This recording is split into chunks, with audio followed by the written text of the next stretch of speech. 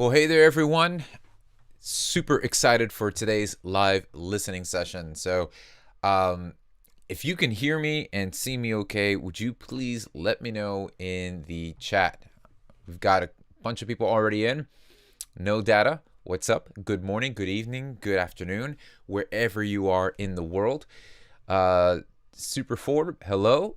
Madfin, awesome. We're just gonna go ahead we'll wait a couple minutes before getting started just to let everybody kind of get in and get situated, get their cup of octopus milk and or tea or whatever it is that you guys are drinking. And I'm so excited for today's call. So just so that we know, today's call is a little bit different. It's going to be in the sense that we are publicly kind of letting anybody who's stumbling across the YouTube universe wander in. Want to give people who regularly watch the YouTube channel to give a kind of a sneak peek, backyard look into what's going on inside Beat Academy and see and highlight this moment that I share with the Beat Academy members, because it's a very special one that we do.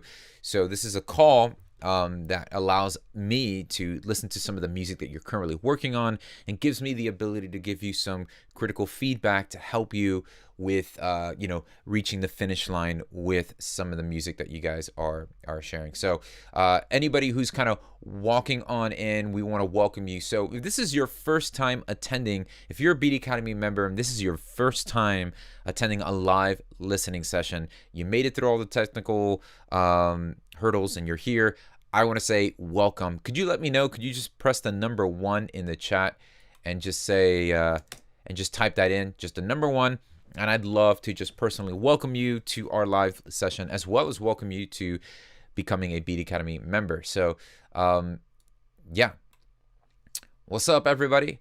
Higher Self, awesome. Mad Fun or Mad Fun, Dawn Riser, Thomas, we got Gordon, we got a lot of first-time attenders. So welcome to our live listening session. We've got Raven on one. Okay, great. William Williams, good to see you. Undanjo Vastin, all right. For those of you who are just welcoming, or for those of you who are walking into this live listening session, just so excited that you're here.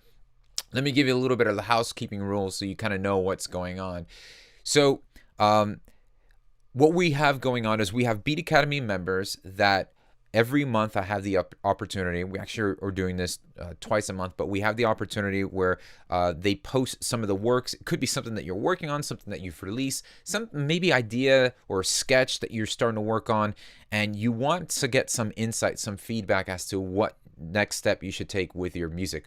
That's what these calls are all about.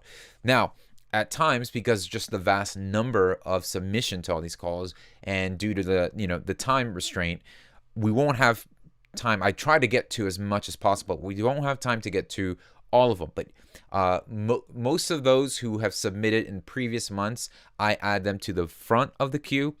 Just let me know, and that's what we're going to be doing with, that's how we're going to start with today's session. But here's what we walk away with in these calls, and anybody who's been a part of these calls can attest to this. What we walk away with these calls isn't necessarily, oh, I hope he picks mine, and it's not a very me-centered time that we're having together, because you're going to be surprised with how many times you'll come across somebody who's also struggling with some of the same things you are struggling with in producing your own music. You're going to come across listening to other people's tracks. Not only do you get to see where they're at, but you're also getting to see, oh, wow, I too am struggling with getting vocals to sound big, lush, and wide. What does he have to say for that? And sometimes you're going to stumble across things that you didn't even know you're struggling with that come to your mind just from hearing some of the critique from somebody else. So someone's asking, do you personally give feedback? This is what you're about to see right now, Raven, is what I do for all the Beat Academy members. It's me personally. It's and I love this. I love this. I learned so much. And here's another thing before we get started. I actually get to personally see the growth and the impact that Beat Academy has been having on a lot of these members. We've, some of us have heard some members submit something and just in a couple sessions tremendously grow and skyrocket, and that has been amazing. I don't want to rob myself of that, so it has been amazing. So let's jump right in. For those of you who are wandering in, welcome, and we are going to get started. So let's go ahead and start. We're going to start with number 10 here. This is a Beat Academy member, Tess Goodwin, who is submitting. Let's just go ahead and take a listen.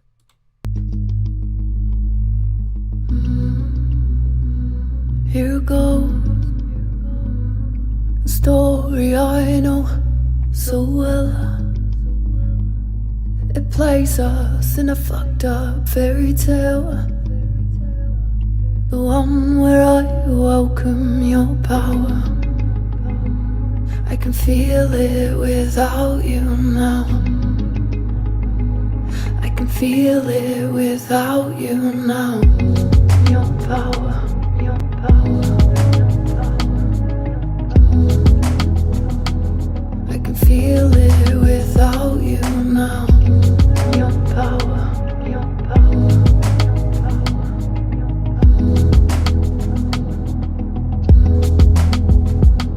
Here goes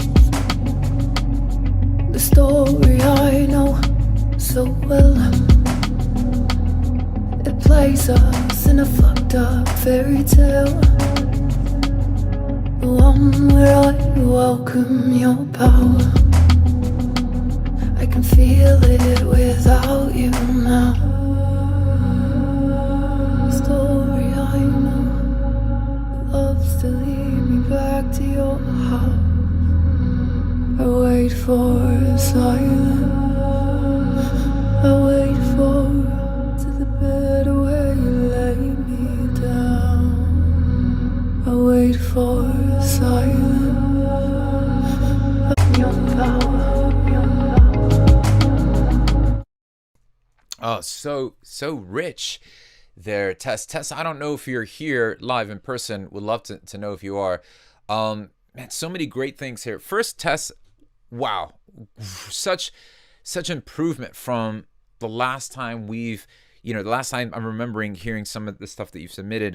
You've got such a great, emotional, rich tone in your vocal, and yeah, the delivery, the spacing, even the phrasing was great. So love the your power dress to you're wondering to see you when I go.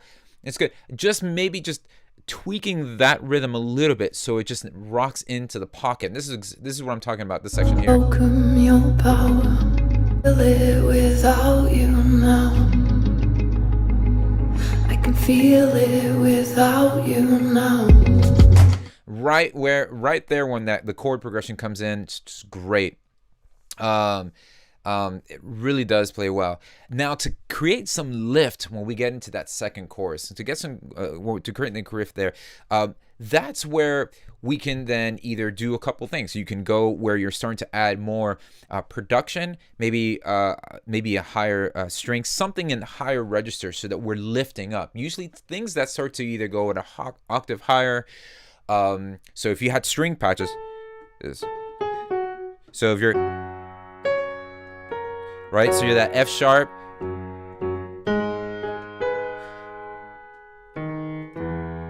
I don't think you go to the E. You go right there, but introducing some strings or higher paths that can go up in a higher octave that will help lift. Even adding some more percussive elements, even just like a hi-hat, just some of that high-end stuff will really help move a little bit. And then the vocal performance can also lift as well. Your power. So you can have your power, the way you're having it there, the way you're delivering it, then do another vocal take that, not just to duplicate it and take it an octave higher, but you can have another vocal take that is performing it, but yet with a little bit more with more embellishment to that. And I would tuck that one in. I would even be bold enough to place a reverb maybe directly inserted onto that bold track, and just tuck it away in the back so it senses like we're lifting up, we're going somewhere. Because the whole purpose of what we want to take the listener on is we want to take the listener on that journey. And you did that really well. As a matter of fact, you kept me going past the minute mark where I usually stop kind of listening to that. And I just kept going with you. So great job. Love the texture of what you were able to do with the vocal. I mean, you nailed it with the vocal and the sonic landscape that you have your vocals in there too. So great job. Love the definition you're getting in the vocal. Remember, where are we going with that second chorus? And a way to lift up and a way to actually go to that pinnacle, that climax, is by introducing maybe a couple. You don't have to go bombarding the production with more things. You might even be able to take something out and replace it with something that has the energy and the lift that we're looking for. So a couple things, adding an extra vocal track with that embellish, your power. So if you're going, your power, you can go, your power. I mean, I know I'm sounding like a dying yak, but you can, try to add some kind of ad-lib or some vocal there, or taking that already vocal, the lead that you have there, and maybe an octave higher falsetto on there, and adding some of that color, but maybe a higher string or some element there that adds some movement would be a great touch. All right, but Tess, super. I mean, guys, hit up, Beat Academy members, you need to hit up Tess, because powerhouse vocal. Love the emotion that you have in your vocal there, Tess. Great job. Let's head over to number 12, and that is Drew Halex.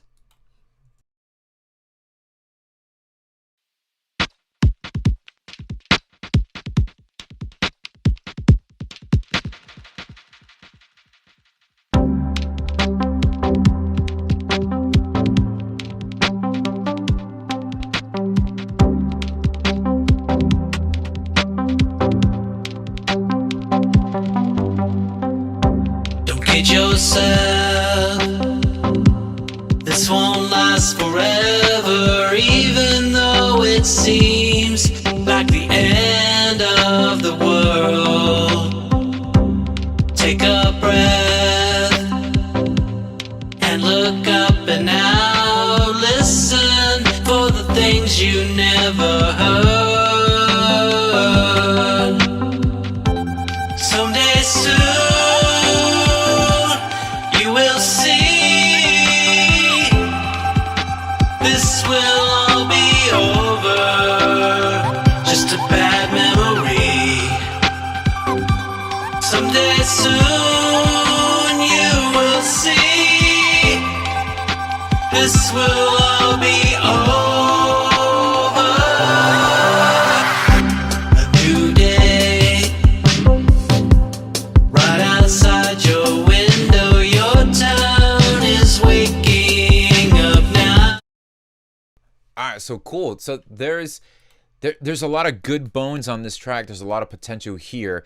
Let me just kind of dial in on a couple things that just stuck out at the forefront here, and that's it. That is the vocal. Now, there is that thin line where the vocal effect that you have on the chorus effect that you're applying on the vocal does, it is the character of that vocal, kind of like what you would experience hearing like maybe an M83, or sometimes where the effect is like the DNA of the vocal.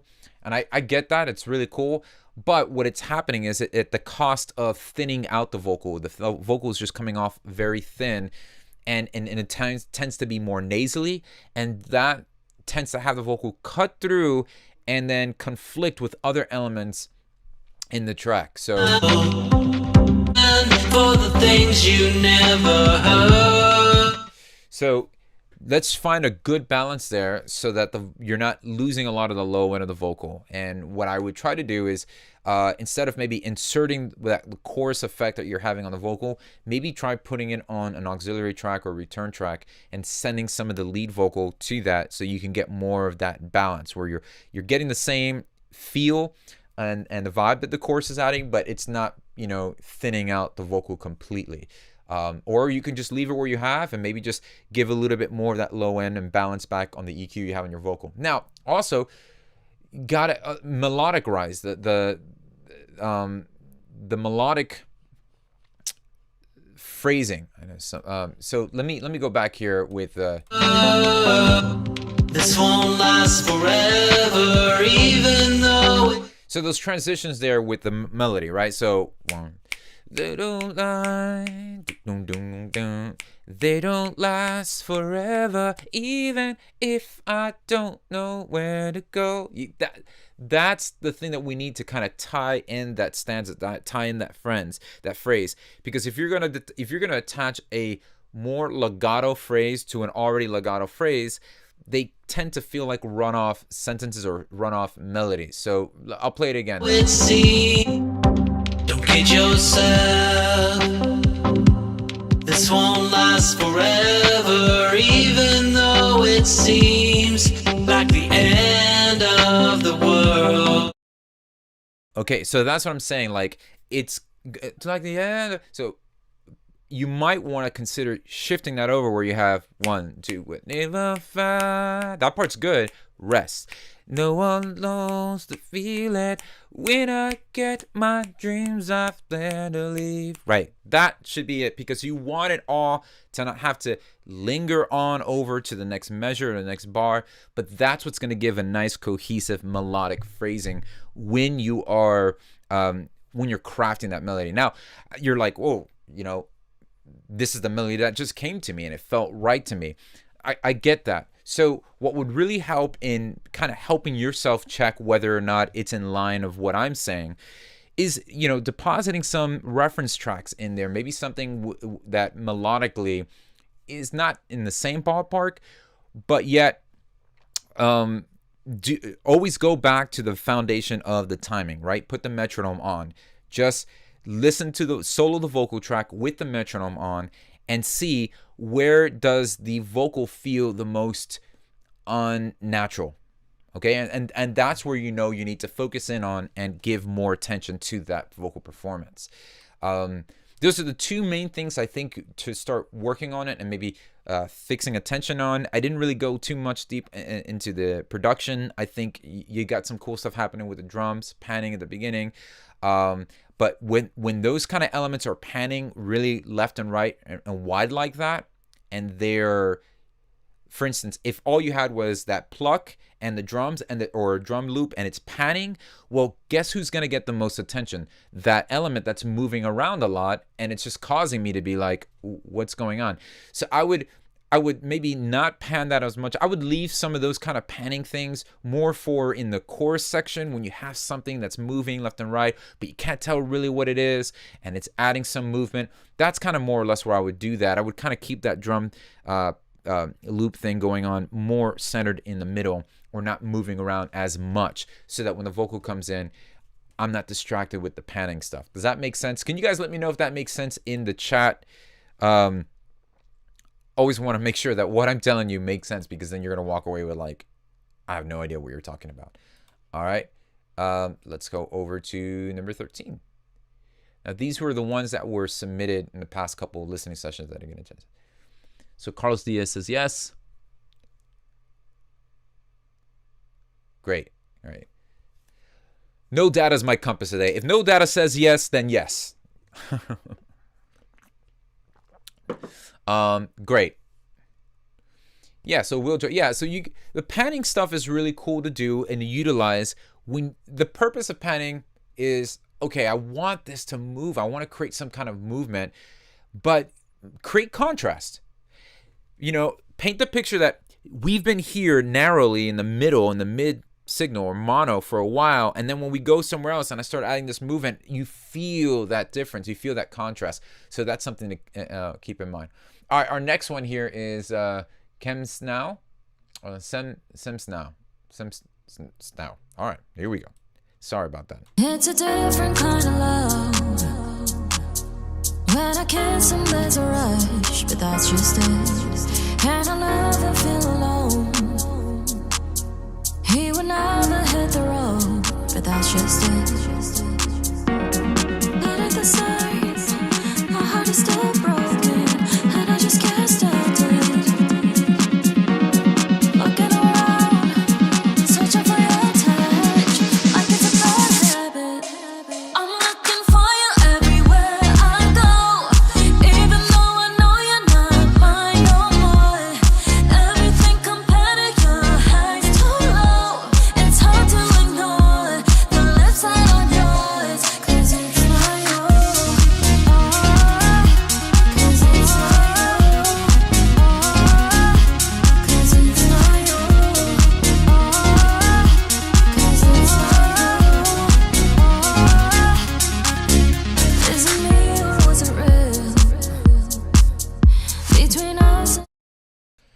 Awesome. All right, so let's go on because I'm reading here what you've got. So this is their first EDM song and your collaboration with a female vocalist that you found on Sound Better. First off, kudos for you for taking advantage of the advice of going on Sound Better and the ability to take advantage of platforms like that where you're not limited to like, okay, I made this track and I would love to work with a vocalist, but I got nobody around me to work with.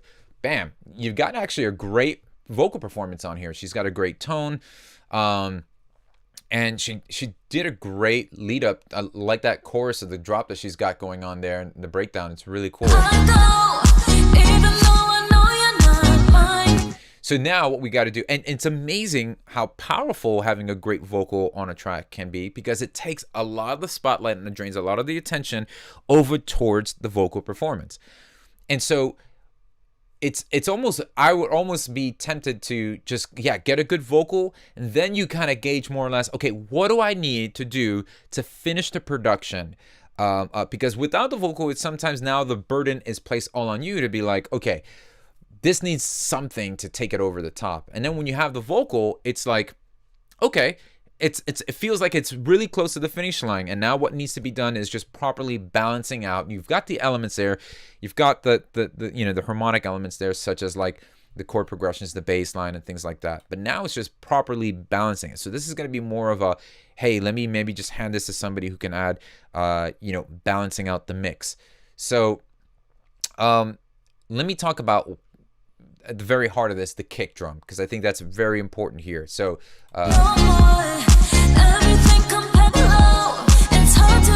so the kick seems to be a little bit dull and smooth in the sense, like this is probably a kick drum I would put maybe like on a pop 4 on the floor track rather than an EDM 4 on the floor track.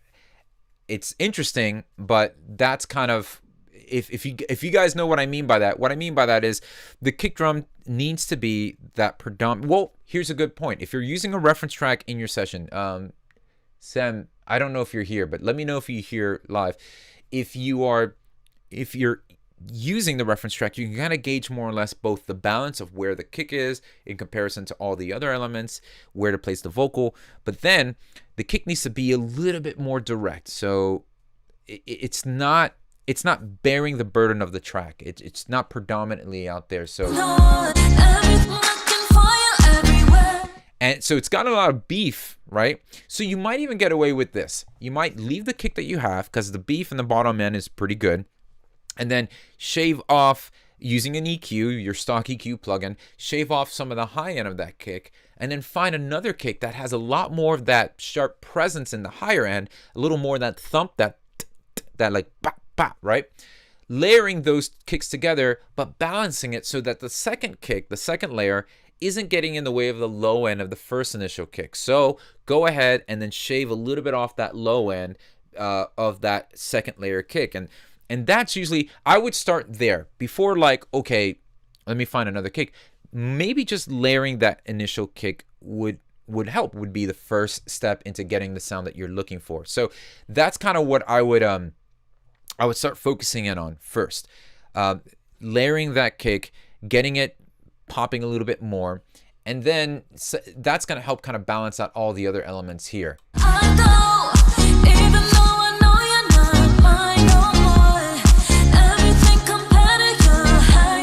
And then even with the reverb that you've got going on the synths, you can dial them back a bit. Remember that the more reverb something has, the further space and dimension it has, the more it feels like it's going back in the mix or further back in the mix. So for that initial drop, let's cause a lot more tension. And if you're going to have the vocal there, that's fine. Lessening the reverb. So now it'll feel a little bit more forward, and it gets a little bit more aggressive that way. And that's kind of what I'm personally looking for too. So yeah, I hope that makes sense. Then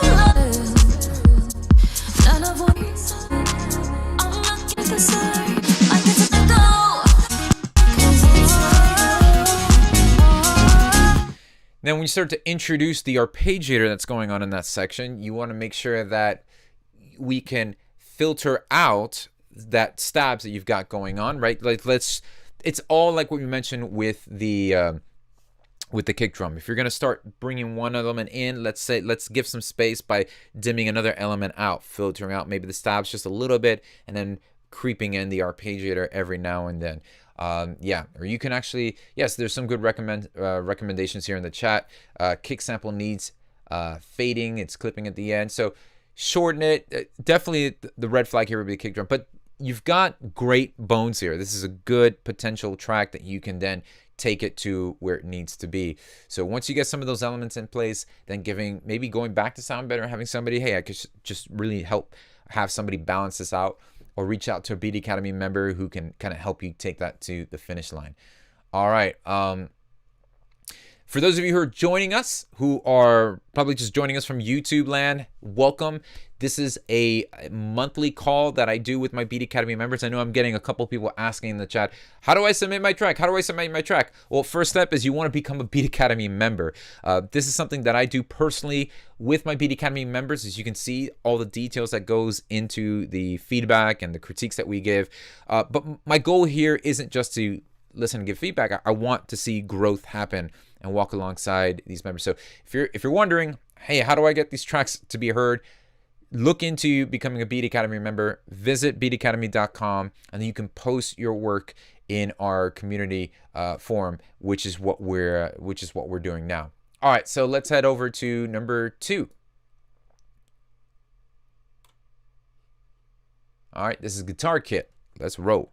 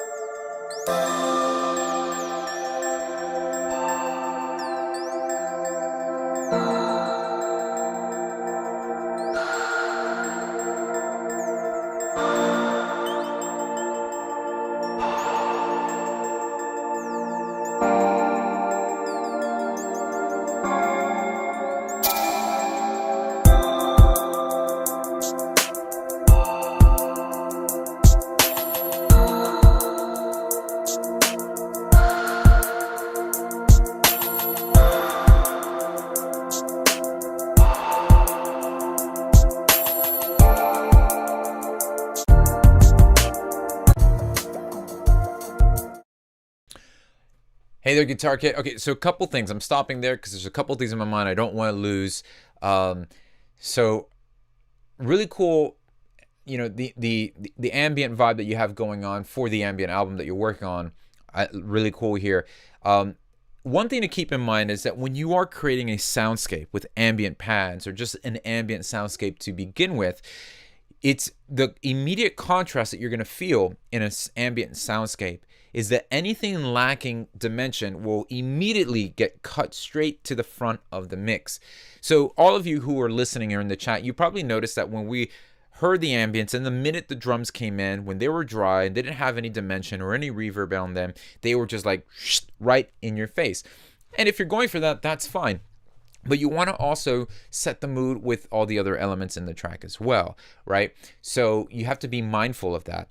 If I want these drums to be punchy, then there's got to be another element that I also want to bring up for in the mix. Maybe there's a vocal or something that I want to say. But then you also want to make sure that dry drums are gonna give you contrast between the wet sounding reverby pads that you might have. That's something to consider. Remember, reverb creates a space. The lack of reverb sends whatever item right up to the front of the mix. So I would maybe work on giving some dimension to those drums, maybe even reapproaching the way the drums would come in, because you have them coming in here. See, such as like that snare drum, might want to have maybe somewhat like a rim knock with a little bit of some trailing delay. So, right? So there's some delay, giving them some reverb so they feel like they're part of the other ambient members in the group. So does that make sense in the chat? Can you let me know if this makes sense as well? Yeah. All right, number 4. Cal. Here we go. Larry says yes. Okay, great.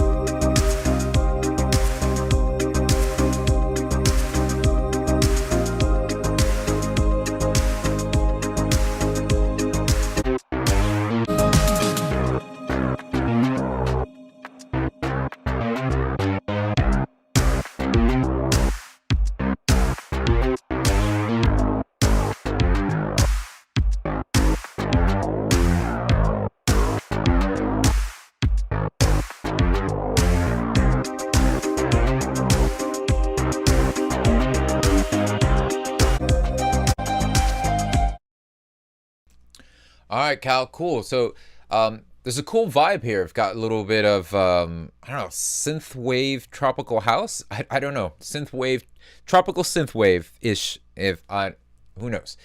But cool vibes here.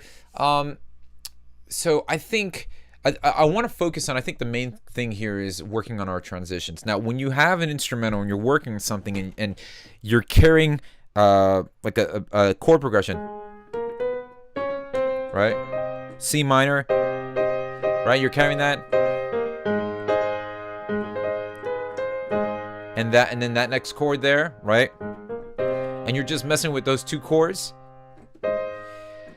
throughout the whole arrangement. You can implement some changes in the progression to go somewhere else. You know, maybe having a specific section that would help kind of transition and turn around the whole phrase, maybe going down to that F while you're playing that same second chord, and then back to, like, those little nuances go a long way in creating movement in the arrangement. So I'm primarily focusing on the arrangement here structurally. I think that can be really helpful. So if you're doing the C minor and then you're going down to that A flat, right? Then every now and then you can introduce, and that would be helpful to kind of create a sense of like, oh, okay, there's movement here. Also, if you don't want to do that, you want to maintain the two chord progression, then consider dropping elements out where there's a significant amount of changes with elements being withdrawn and then bringing them back in. Now you have that synth guy coming in here. Really cool element. I would even hint him a little bit earlier, maybe having it filter a little bit earlier. Wouldn't want to necessarily wait a minute or something for that to come in. Yeah, so, and again, this could also change dramatically if you're introducing any vocals or things like that. But start considering how you can introduce some pivotal chord changes to help the arrangement move along. All right, so let's head over to número 6. Here we go. SJS. Suggests. All right, here we go.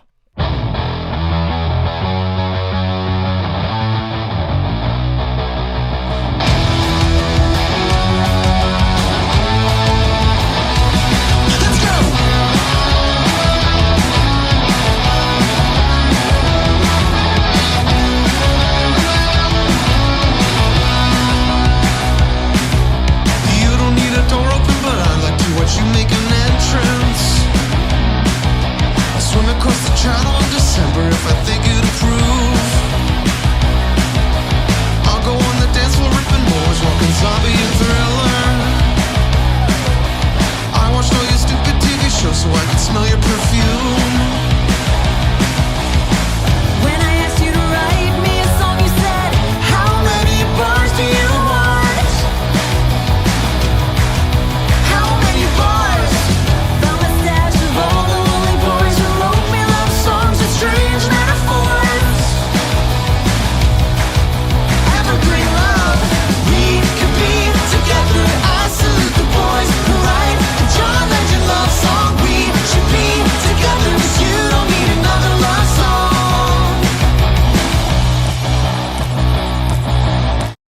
All right, the guitar part right there, that riff, whichever guitar track is playing that riff particularly, might want to focus on the like the low mid.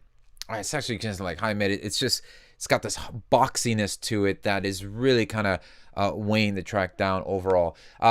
This is why I love these calls, because just the versatility of music is just amazing. We go from an EDM track to a rock track to an ambient track, so it's awesome getting such an eclectic mix here.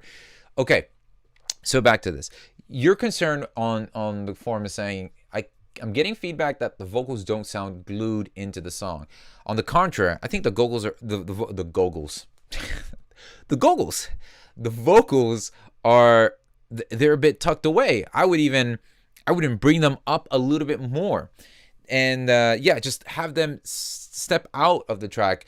I actually like the texture and the tone of the vocals. It does give me a Ramones type of vibe. Hey, oh, right? It's got that kind of vibe to it. So it's cool. And the vocal performance and all that. And then when the female comes in, I would actually like her to get a little bit more out of the mix, so to speak, so she can kind of, get a little bit in that spotlight as well. I think those are the first two things. And then what would be great is to actually have transition speaking. Let's create some contrast by having some stops and breaks where, this is kind of just, once we hit turn the key to start the engine, it's just going all the time, right? So create some tension by actually having moments where right? So there's moments where the guitars just drop out for a brief moment, and then we're going back into it again. So those kind of transitions make a lot of leadway in the overall arrangement. But once I'm saying, like, that's exactly what I mean here, is that I think vocals could come out a little bit more. And I'm not sure the definition of glued. It says the vocals don't sound glued into the song. On the contrary, I personally, now the advice I give on these calls, as I've told you guys before, they tread the line of personal preference and principle. Principle is like, yo, you're in the wrong key, you need to fix that. And preference is like, I personally think it should go like this. What I'm about to say is more on the side of personal preference. Personal preference would be, I'd like the vocal to stick out a little bit more. A lot of the earlier punk rock songs were just all over the place mix-wise, and that's what made them punk, right? So it's totally up to you, but I definitely don't feel like they're too glued into the music, if you know what I mean. So all right, let's head over to our next. Does that make? I think you're here. Yeah, SJS. Let me know if that was helpful anyway. Number 8, we have Felix.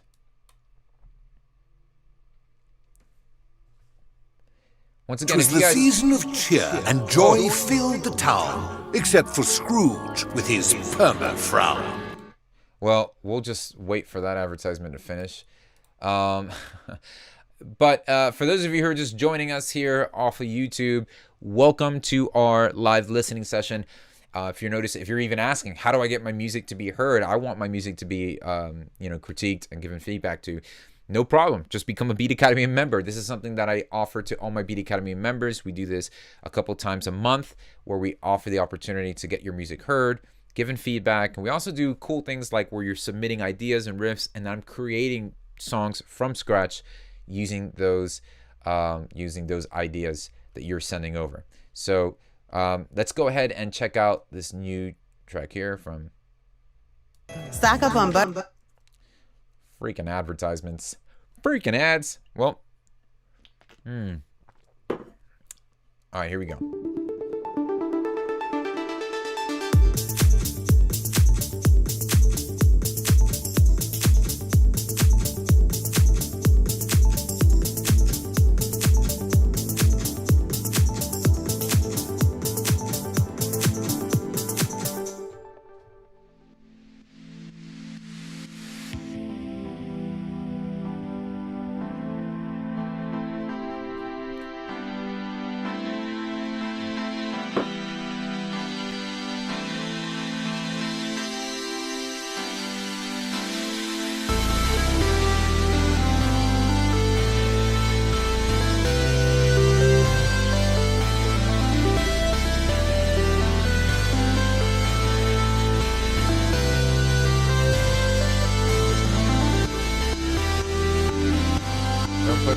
dimension and then put that in.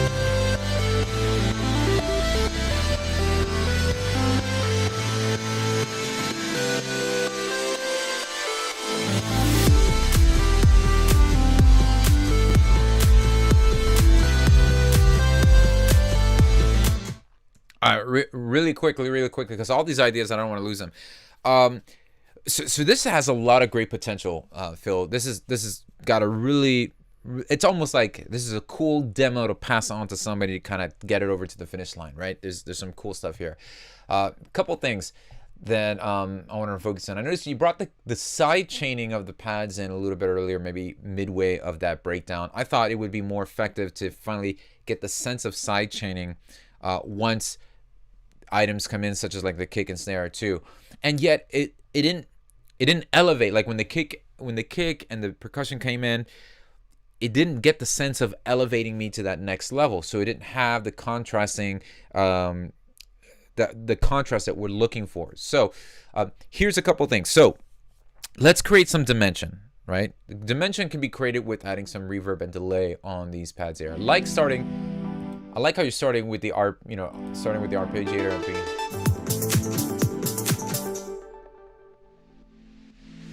but you're starting your breakdown 21 seconds. Okay. But then you get over to the drop, or where things happen pretty long ways from that. So I would maybe shorten that length a little bit. And then, but meanwhile, let's create more dimension for these pads to live in.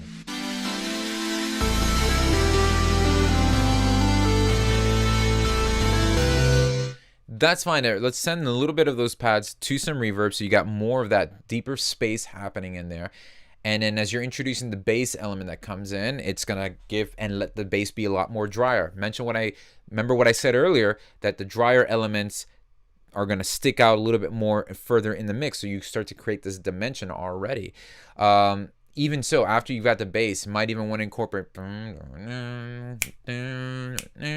but wrap it up like, and when you go in there, if you're going to continue, somebody did mention Dead Mouse. I think that would be a good reference. I would definitely import a reference track into your session, playing it alongside, and then taking note of like, what is it about the reference that escalates the energy when they get to the drop? What are they adding? And I guarantee you a lot of the energy gets added with dimension and space. A lot of time. Actually, I'm going to be doing I'm adding a future rave module to the producing EDM course that we're offering. I'm working alongside with what's this DJ's name? Rehab, and we're doing some tunes together. And a couple of things that I've noticed about future rave specifically is that the dimension that the reverb on the main lead adds, it just adds so much energy, and it's really good to building that energy up into the track. So a couple things. Let's rewind that. So what to expect? Let's add some more dimension to those synths, and then to carry the energy into, we got to rebalance the things that are in there too. The kick that you have. I would even strip away the elements that you have. So when you introduce the kick and the clap, take away the big pads and just have maybe just the bass. Try experimenting with stripping those elements away, because then what we're doing is you're introducing contrast.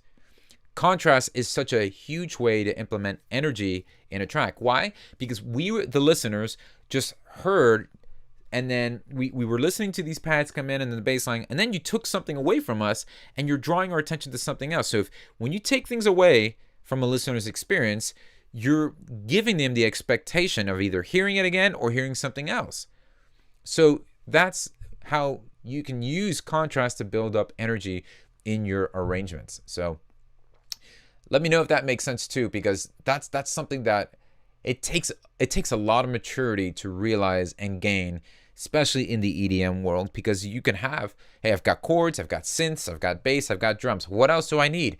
No, you've got the elements, but now you have to mold them in a way that takes the listener on a journey. So if you really want to help remedy the I don't know what's missing phenomenon that you might be struggling with, import the reference tracks directly into your session, and then continue to use that as a compass to help navigate, okay, here's where you need to be going. Here's what you need to be doing. Here are the elements that are added. Here are the elements that have been taken away.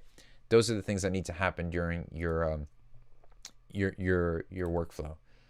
All right, let's go into let's head over here to 31. Now we're going deeper now. How you guys doing? Is everybody doing all right? I hope, let me know by now, has this been helpful? Are you guys, somebody sharing, Michael Larson saying, stripping a track I've made is my worst nightmare. I get it because there's a fear involved with, I thought all the elements I had is what makes it great. Taking any of these things out will be great, would just have it fall apart. Not necessarily. We had a live call that we did a couple sessions back where we talked about the core elements of the record and how there are these certain core elements that you need to have in place that can, if one were missing, do you still have the record there? And so you can peel back some of the elements that you have in your track if they were not the sense, I got to remove them entirely. No, strategically removing them builds contrast so that the listener can feel like they're on a journey. If you've got drums, piano, bass, and guitar happening all the way, the moment you take the guitar away, it's like, where'd that guy go? And then you bring him back, you're like, oh, there he goes again. So that's what we're talking about. Okay, where are we at? 31. Here we go.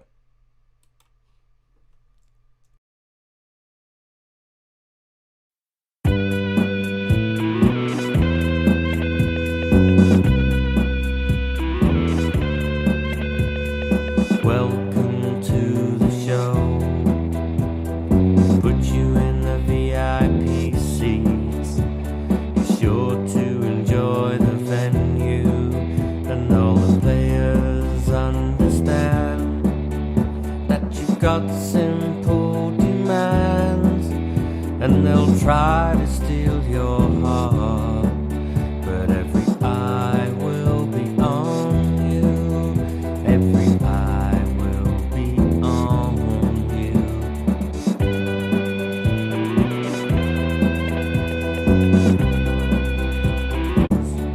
That the previous dress rehearsals all entirely when I will be on you. All right, really quickly, Davey Mack, man, thank you so much for submitting this. And okay, so a couple things here. So initially what happened when this jumped out, when we hit play, you've got that guitar preset or patch. I'm not sure if it's a real guitar part, but there seems to be distortion, not in a good way, but distortion that kind of like, wow, this is clipping and it's piercing through. And it's there. That's what I'm talking about right there. All right. Let's go straight to the heart of the matter here, and that is the vocal performance. Now, it's important to know that when you're coming up with an idea, so you're in G major, right?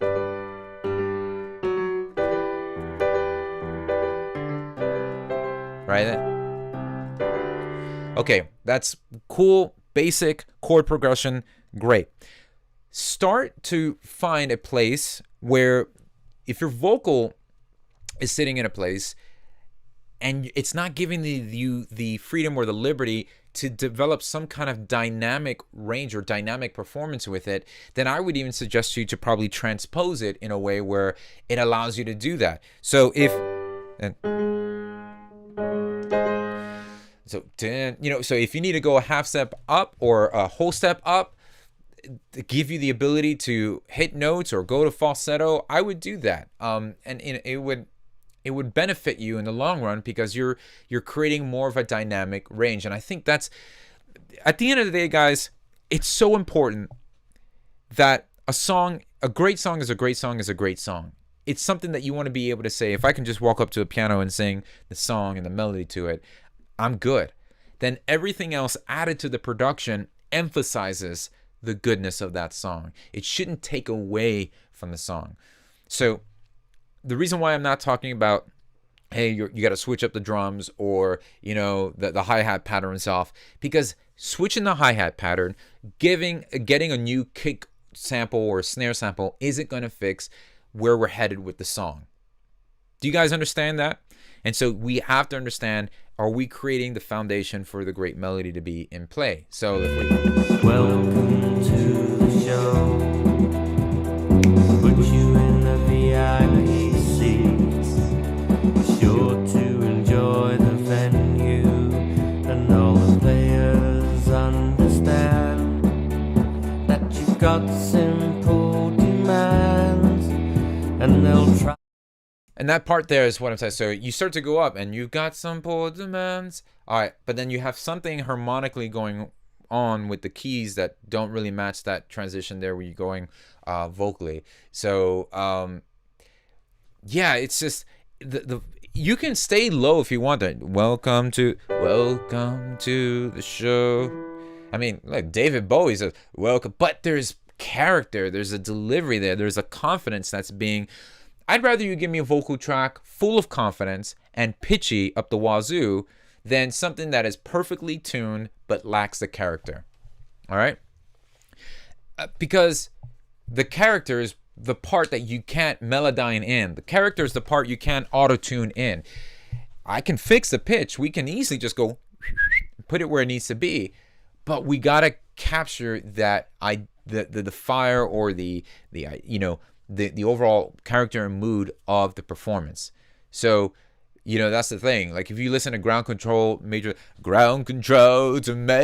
man, it's like, yeah. And you know, David Bowie was pitching certain parts, but who would care just because he carried the scepter so well because he was pouring in so much of that character. Granted, I'm not asking you to be the next David Bowie, but give yourself the liberty to be able to find the right key that's going to work, that's going to allow you to deliver the best character possible. Hope that makes sense. And that's important too, because at the end of the day, you could just find a drum loop, a bass, you know, whatever. The production isn't going to the production should enhance what you're trying to do melodically. All right. We're 31, and then we go right down here to good old 32. Is it Mad Fun? Mad Fun. All right, here we go.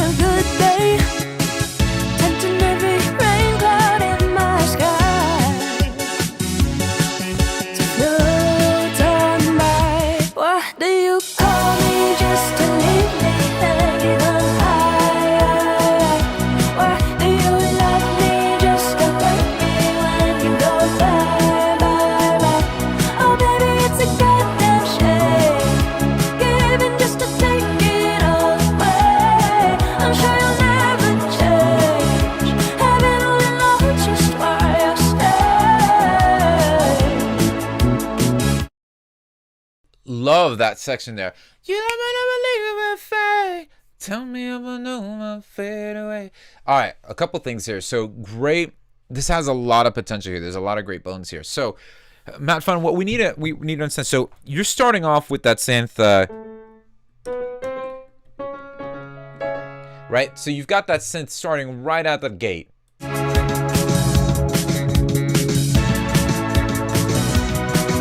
And that's fine for a brief little intro.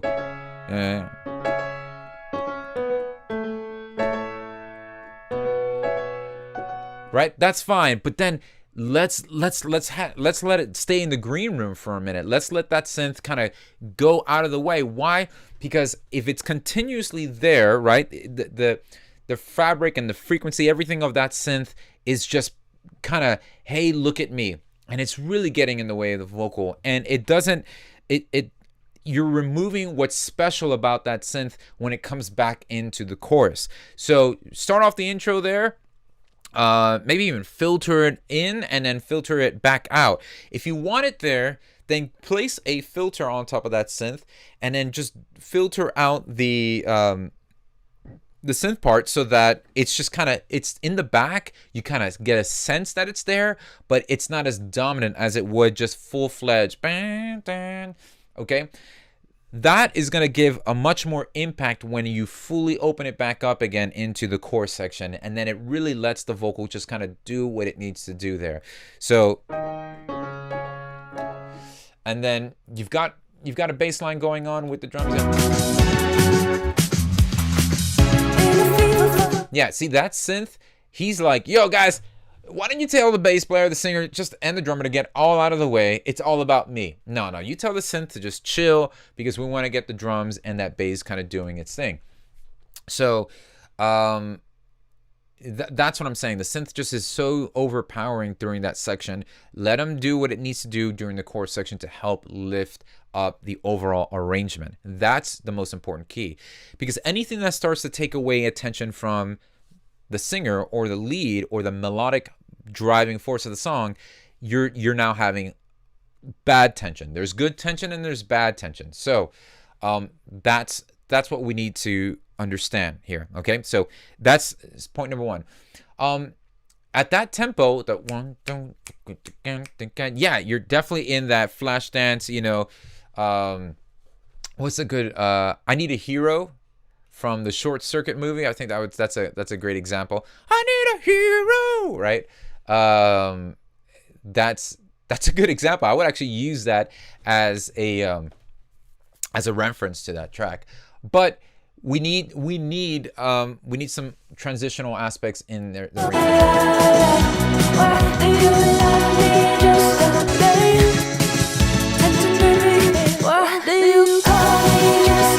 Yeah, so you can hear as we jump right back into it again how the synth is like over dominating. So I would love to see you progress in the direction of just taking that away, giving it some time to breathe, and then maybe just giving a lot more beef in the bottom end to the kick. Now let that kick.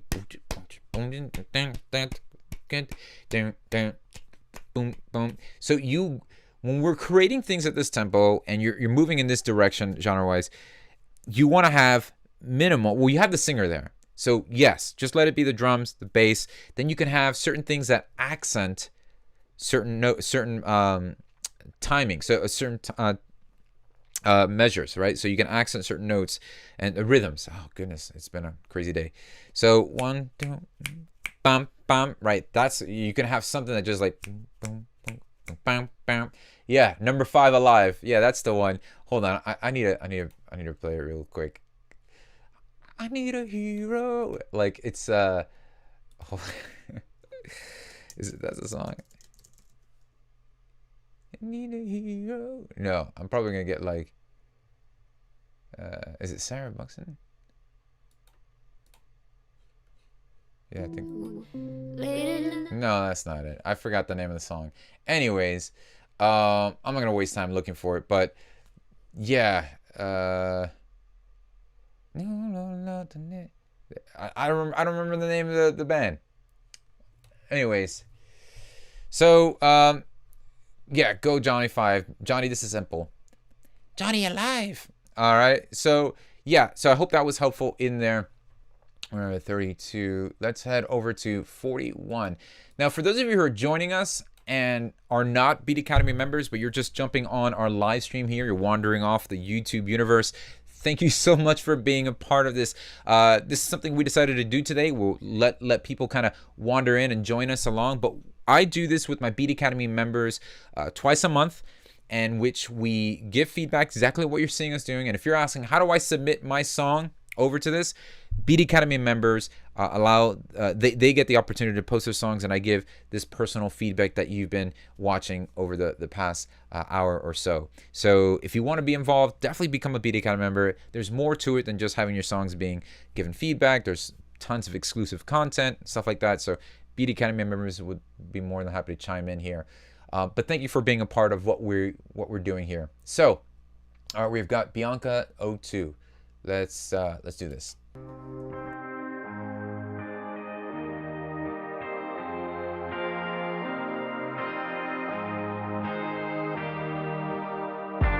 Can you take the monsters out of my head? Tell them to go. Tell them to go away. Can you take the monsters out of my head? Can you help me, my friend? Can you make them all go away?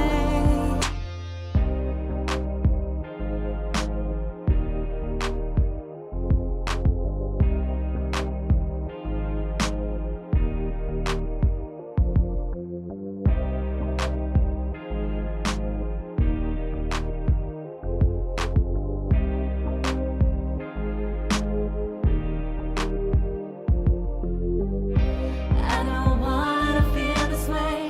I'm so tired of all the pain. Need something to get me high, 'cause I'm dead inside. Negative mind is in the way. I need a motive to escape. Too ashamed to ask for help. So can you save me? Can you take the monsters out of my head? Tell them to go. Tell them to go away. Can you take the monsters out of my head? Can you help me, my friend? Can you make them all go away? Okay, because I'm reading here, and some of the things you're struggling with is, hey, we're struggling at getting the vocal effects sounding right, just getting the vocals in general sounding the way that you're desiring to sound. I get that. Now, obviously, let's do a couple things here. Let's ground our reality and our expectations so we get a sober assessment of what's going on here. Why I started with that is this whole process of producing and especially self-producing, if you're a singer-songwriter and you're starting to get your feet wet into, I want to start making my tracks, I want to start writing my songs, record them, and get them professionally sounding so that I can share that with the rest of the world. What we have to realize, okay, is like, no plugin, no magic switch is ever going to give you the gain of the maturity that comes with understanding exactly what needs to be done to get the results you're looking for. That's just the whole process, isn't it? That's maturing in the world of music production. But needless to say, obviously, and the reason why you guys are here is because there are ways in which you can work smarter and not work harder. There's so much wisdom in understanding and learning from those who have blazed those trails. Okay. All right. So let's focus on that vocal. 85, I would even dare to say 90% of vocal production starts, 90% of vocal production starts with vocal performance. It doesn't start with what EQ do I use, what plugin should I use, what tuning should I use that can help this sound right. It's going to be vocal performance, right? And so similar to what I said with the other song is maybe the key signatures that you guys are working on doesn't help bring out the best aspect of your performance. There are a lot of times when I'm writing music, when I'm either writing chords, I tend to gravitate to like, G sharp, and I'm like, all right, that's because my voice will gravitate to that, but then I have to transpose it so that it fits well with other singers, songwriters, and things like that. So first I would, it's like experiment with, is this the right key signature for us? So I think you're in C minor, right? Right, so can you take all these monsters away? Right, so figure out if maybe going a half step up or half step down, if that would allow you to better perform the vocal take. And that is so key. That is essential. That's the most... Can you take the monsters?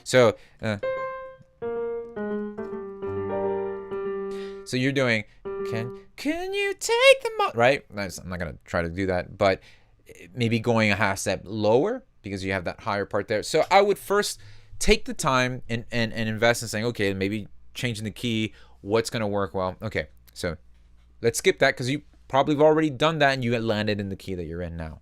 Okay.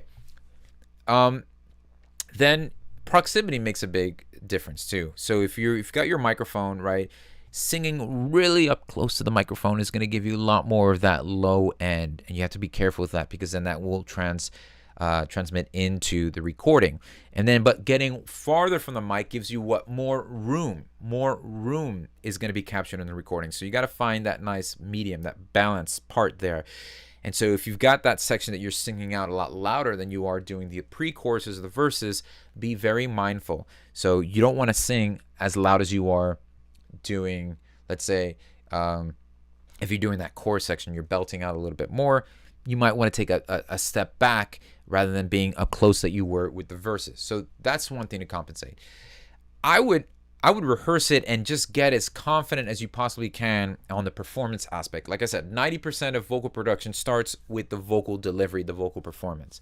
Getting it there, switching the key, tuning it to making it, I feel. And honestly, you want to tune the key of the song to where you feel confident in the way you're delivering it. If you feel confident mentally about it, chances are the recording is gonna be, you're gonna have a confident response to what you're hearing. So I'm beating a dead moose here, or I don't want to do that. A couple things is that you might want to also consider is just the very bare basics of vocal effects. I know you're mentioning vocal doubler and things like that, getting the kick and making the song. Let's start with the vocals. Let's start with that, right? Let's start with just bare basic EQ and compression. I would even start with that. Getting the low end away from that vocal would probably help, right? So, dang, I'm trying to think here. Can you take the monsters out of my head? Okay, I see, and I also see here with the doubling. So here's what I would here's what I would suggest. Have that lead vocal that you've got going on there. Let's maybe just trim a little bit of that low end away from your lead vocal. Give yourself maybe, I don't know, I'm hearing maybe anywhere from like 110 hertz. Just cut that off, right? And then you've maybe some dip away from the low mid. But I'm not here to give you the number cheat sheet. I don't want to do that. It doesn't serve you well in saying cut out 100, cut out 200, because I want you to develop the understanding, the why, and more so to develop the ear training of knowing and when to do that, right? Because you might record a song tomorrow that you won't need to do that on. But if you just do that all the time out of the habit of, well, this is how I did that other song, you got to understand it's more valuable for understanding the why you're making the decision rather than the what you're doing. Does that make sense, everyone? So, at the key signature that you're in,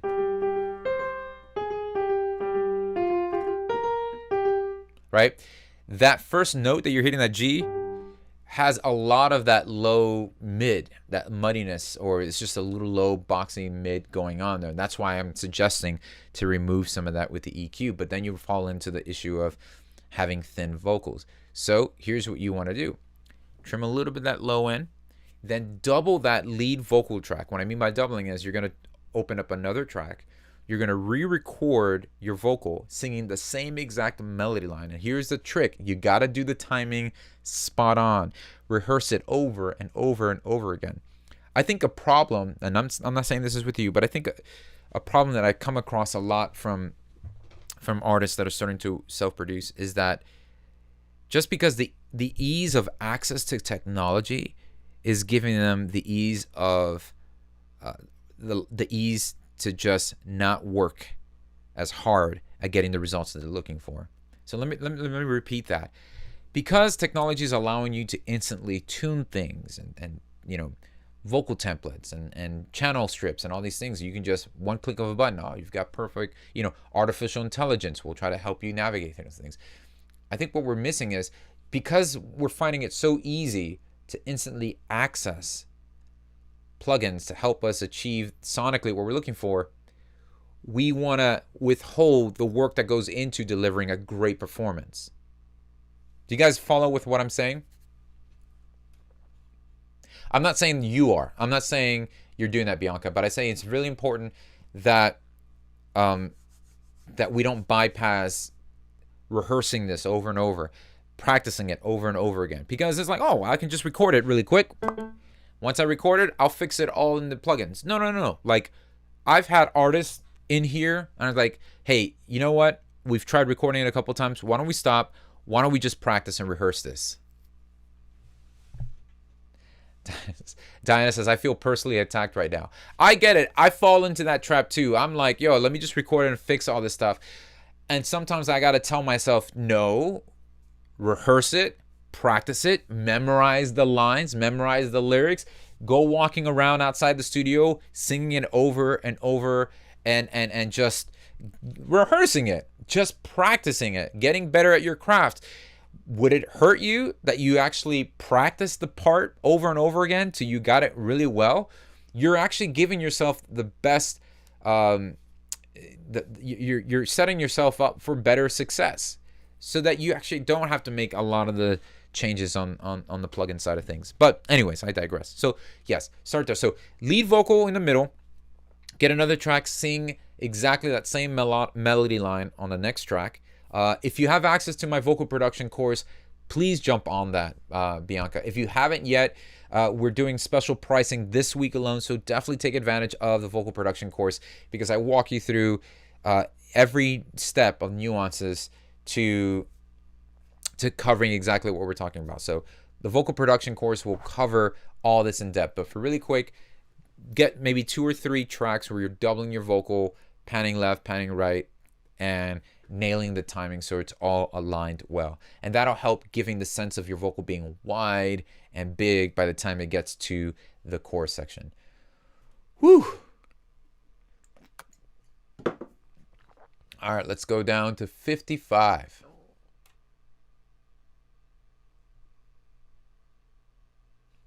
Diana says, I needed to hear this today. Me too, Diana. I'm always having to remind myself of this. It's just so easy for me to just hit the record button, put it in there, and then, oh, I can just tweak it all day long. And I convince myself of that lie when in reality I should be like, you know what? Let me take the time to rehearse this over and over and over again. Practice it. Let me memorize my lyrics so I'm not actually just staring at the phone. I'm not doing this. No, I want to mentally be there. I want to encapsulate the character, the tone, the mood. Let me do that. You know, one artist I would say just freaking is a beast at this would be like Justin Timberlake. The guy doesn't even write things down. He just like gets it in his head, memorizes it, and goes in and just nails it. And it's granted, I mean, he was bred into this industry, and I think he was born into the songwriting matrix, right? But there's something to, but that's it.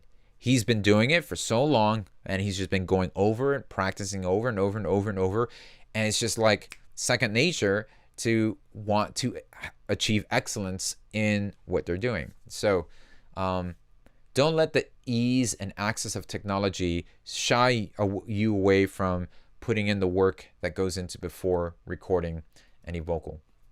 All right, let's go to Gloom here.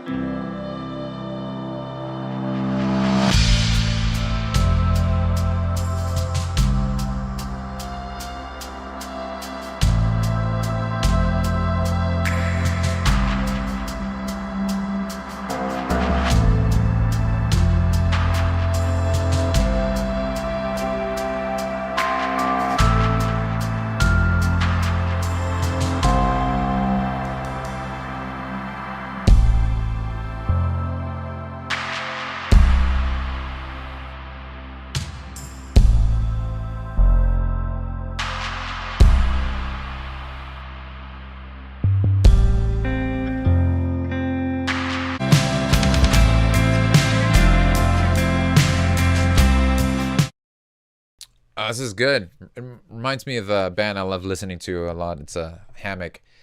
So your question is, for tracks like this, should I find a vocalist or play? I mean, that's completely personal preference, up to you. You don't necessarily need a vocal. You can have some cool like vocal, airy, breathy vocal stuff in the background, like some ahs, and then just drench it in reverb, and then kind of just having it just chilling in the back.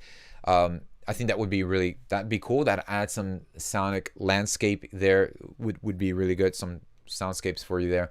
I thought I think everything is there. I think what needs to happen here is just now creating the clarity in the mix, just balancing everything out there and adding the definition that it needs in the mixing stage of things.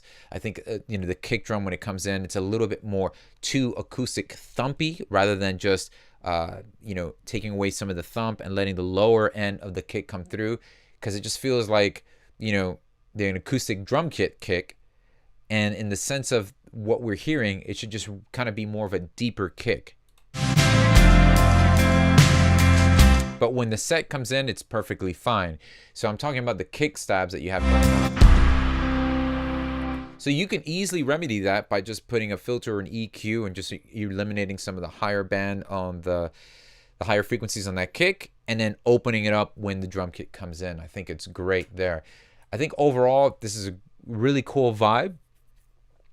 And you should check out Hammock. I think it's a great reference to have. Some of their earlier stuff has a lot of soundscapes like this, and it'd be great to have in your portfolio. As a matter of fact, a couple steps forward, I would even, somebody was even saying here in the chat, roll the sounds like soundtrack for a love scene, roll the end credits.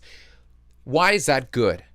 Let me tell you why not to neglect some of the feedback that we're hearing here. Someone else is saying, sounds like a great track for TV or something.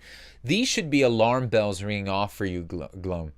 These should be things that you should not take lightly, because what this means is there is a great marketplace that you can actually start to place your portfolio for, right? If everybody's getting the sense that this feels like some kind of love scene, this feels like something in the background, that's great, because sometimes we can get so narrow and be so in the trenches of writing our own music that we need an outside perspective sometimes to sober us to thinking, oh, you really think this would be for film or TV? And I would personally say yes. As a matter of fact, I would dedicate an album. I would put together an EP or album specifically of this type of stuff, dedicated towards music supervisors that you can say, hey, this is not background music. You want to put yourself as an artist. But by the way, there's a free course that I created if you're a Beat Academy member on the Sync License Starter Kit. It's absolutely a free course. You should definitely check that out. I would start utilizing a lot of information I put in that course into play as setting yourself as an artist, that then you can take your catalog and then position it to be like, for scenes a la, and literally find commercials, find things that you would add and put your music to that and use that as part of the portfolio.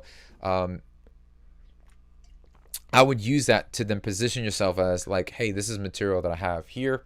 Better that it goes towards music supervising houses than it's sitting on my hard drive. There's definitely a place for that. So I would definitely move on that. I think you're not so far off on the mixing aspect of it. Just give it a couple.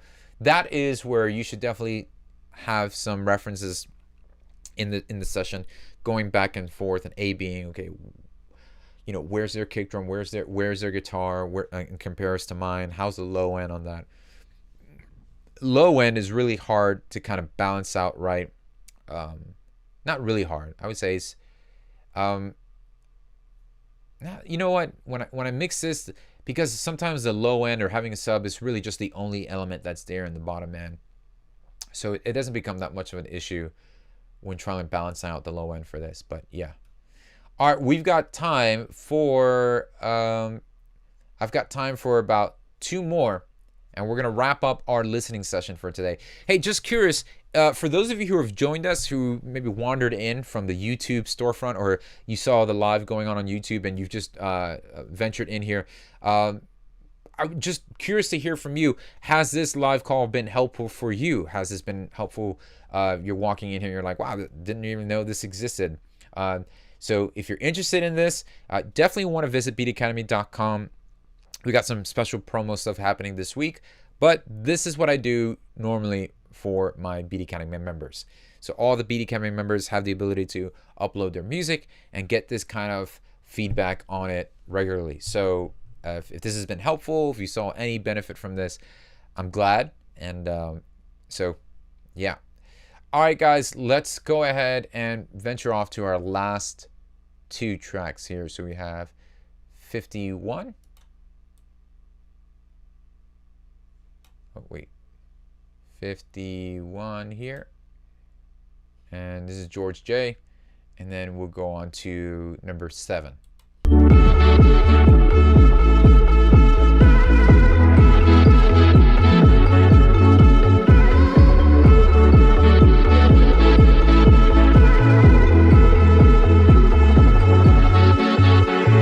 Mountains I am climbing, look back on our timing.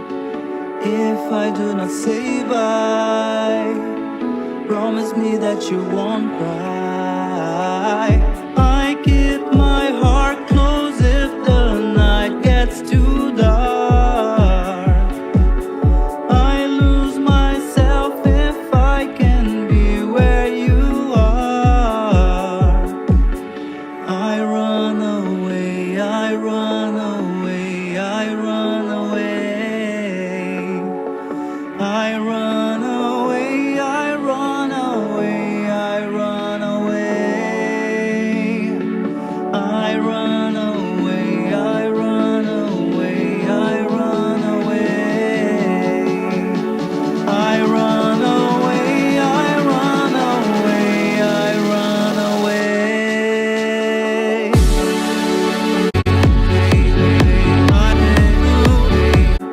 The night get on our time. All right, cool. George J. So, we've got a skeleton of an idea here, right? And I'm kind of just skipping around through, just checking a couple things. Let's go back to what I was mentioning earlier on a couple of the other songs that we heard today, and how important and essential it is having just a great bedrock of a great melody and a great song. If you are featuring vocals and melodic phrasing in here, I think that's at the utmost important, because strip everything else away, a great song is a great song is a great song. You've got that, and I can literally just play your chords, right? And then sing your song, and we're good. And that's kind of what you want to achieve. So knowing that, you kind of have to balance those things, all right? So going back to that, let's go with melodic choices. I'm going to go kind of run through a couple of these things and give you a little insight as to what's going on here.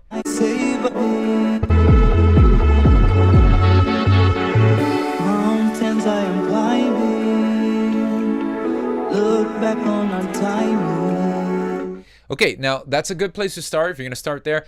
Remember everything that I've mentioned. If you're watching the replay of this call, by the way, yes, all the BD Academy members have access to the replays to this, but if you're watching the replay of this call, notice that maybe choosing the right key could be helpful for you. You're starting off already with a very similar tone. So, don't wanna define me, right? Don't wanna lie me. Okay, that's a good place to start. Then let's see where you're starting to head off here. If I do not say bye, promise me that you won't cry. I keep my heart closed if the night gets. So it's good that you switched rhythmically there, and when I first heard it, I was like, okay, good, he switched somewhere else there. You went higher, you're building up, that's good there. Obviously, we need to work on the intonation, some of the tuning that you've got going on, and just ending the phrases, right? So 1, 2, 3, 4, 1. I feel like I've owned it. Rough. 2, 3. Something keeps on fighting. Not hanging, not lingering. Sometimes the temptation is to hold notes longer, thinking that it just feels better emotionally. But to be honest with you, cutting notes shorter will go a lot longer for you. Because you can easily remember that with some reverb tail or some delay, and that'll help bridge some of the gap of the silence of your vocal there. So once again, I'm built to fight it. 1, 2, off. Don't they know how to fool it. 1, off, right? So it's got to be shorter there, and with those shorter deliveries, it's going to make the next section stand out that much clearer. So that's something to weigh in on when trying to, create those melodies. And then you have that section where you're going into the chorus, I run away. Now it becomes a little monotonous because you're doing that for a very long time. So what I would even suggest is maybe just scrapping that, moving that over to another section where you can maybe even chop that up or do something unique to that. So I would just cut that off shorter, so you're not singing I'm running away for that length of time. Definitely cut it shorter and introduce the drop or something a lot sooner, because you're already at a minute something there and we still haven't gotten to where you're trying to get to. I would rework the overall timing. That's the very important thing here. The vocal timing and the delivery is important. Now I get it, maybe English isn't your primary language, and that's fine. But this is again where it gets back to rehearsing, practicing, getting it down to, hey, I'd rather hear pitchy vocals but that are on point and have the character than great tuned vocals but nothing, no character in there. So that's one thing. All right, so let's wrap up with our last call, our last track here, and that's going to be number 7, and that is all right, Joaquin Read. Probably do with an advertisement. SEAL Team has a new home base, exclusively streaming on Paramount Plus. Freaking ads. All right, well, SoundCloud is pumping the ads today, so we'll just Mayo, can I submit still? Well, you can. If you're a Beat Academy member, become a Beat Academy member, submit your music in there, and then just say, hey, I didn't get a chance to hear it, and we usually queue up those that didn't get a chance to get heard on their next session.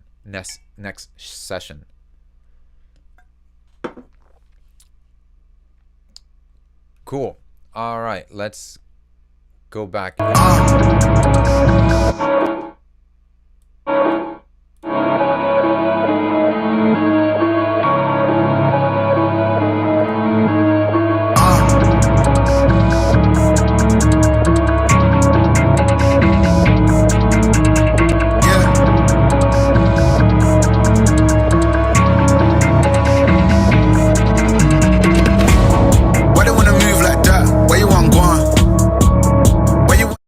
All right, really quickly, because I don't want to lose this. Okay, so cool vibe, but there's so much happening on the lower end that it's already, and something you ask is, it's that it sounds very muddy. And the reason why you're having such a muddy mix is because there's a lot of low end elements present. So you've got a sub that actually isn't coming through because it's fighting along with the low end of the melody, and it's fighting on with some of the other elements that you have going on in there. So it's all about creating space. So if you got a sub, you've got that 808 that you're using, make sure that the pads or the riff that you're carving out all that low end, and let the sub just be the one that dominates that low end space. That's going to be really important. And then you're removing a lot of the muddiness that you're hearing from your mixes. It also seems like you've just kind of slammed everything on a limiter on the master bus. And so what you're doing is you've got all that low end information just draining all the energy away from your limiter, because you probably, and if you're here watching, you've probably struggled with, it doesn't sound loud enough. And so low end, sub, 808s, all the low end, rumble, all those things, they tend to drain the most energy away from compressors and limiters because they have the most information. And so they drain a lot of energy away from those items. So, and then what ends up happening is you start seeing the limiter like peak and crank up. It's like, it doesn't sound loud enough, so I need to crank a little bit more. It's not that you're not, it's the perceived loudness. You got to do that more so with eliminating and creating space for that. One act like that, why you play hard? Heard you were goon in the bits, raw, swear my dog. Never knew you like that, never knew you like that,